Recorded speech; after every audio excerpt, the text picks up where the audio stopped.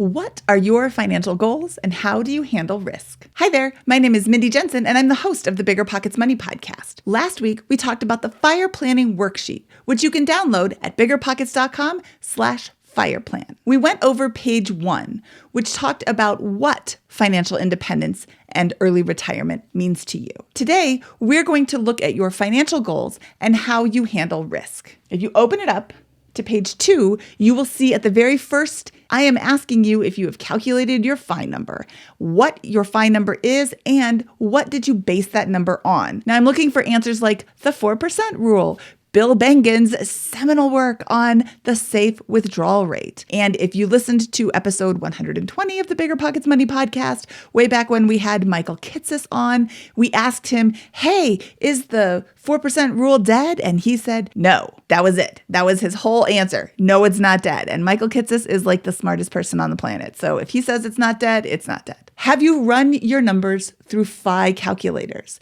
There's cfiresim.com, that's cfiresim.com, and networthify.com. Both of these are linked in the document as well. You need to calculate your FI number. Guessing is not an option because you could guess really, really wrong. You could guess way too low, or you could guess way too high. And while guessing way too high seems like, oh, okay, I'll just have more money, you'll be working a lot longer than you need to if you guess way too high and start saving and investing and working longer to get that higher number that you don't really need. Definitely run your numbers. Choose your FI number based on calculations, not pie in the sky guesses or somebody else's number, because what they spend may not be what you spend. Let's look at your risk tolerance. How do you handle stock market declines? Remember back in March of 2020 when the whole world shut down due to this little thing called COVID?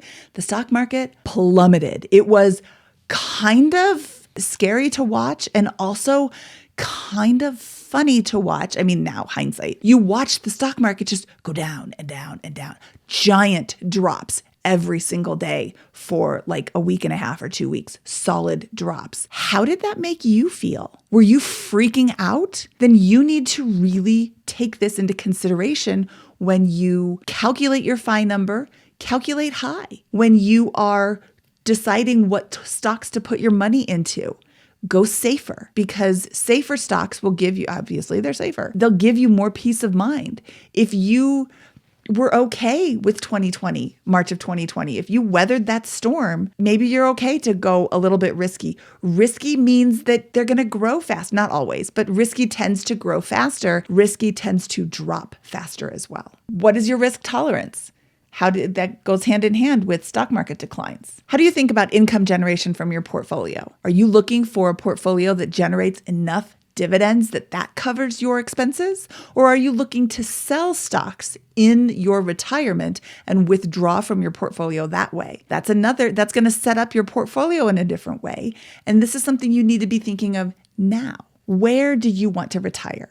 And how realistic is this plan? This is a time to be completely honest with yourself. If you think that you're going to be able to retire in a very low cost of living part of the world, such as Southeast Asia, but you don't speak a lick of any language that's spoken in Southeast Asia, how realistic is it for you to retire in Southeast Asia? If you're planning on retiring in a place that only costs $12,000 a year, but you have no way to get around when you're there, you're going to have a very uncomfortable experience. On the other hand, if you have absolutely no problem staying there, if you speak the language, then it's a lot more feasible. If you want to retire in California on a beach, but you don't have the money, that's going to be a very unrealistic expectation. You're not going to be able to buy a house for $30,000 in California on the beach. You're not going to be able to live in California for such a low amount of money, just even spending throughout the year. It's just very expensive to be there. Have a good, honest talk with yourself.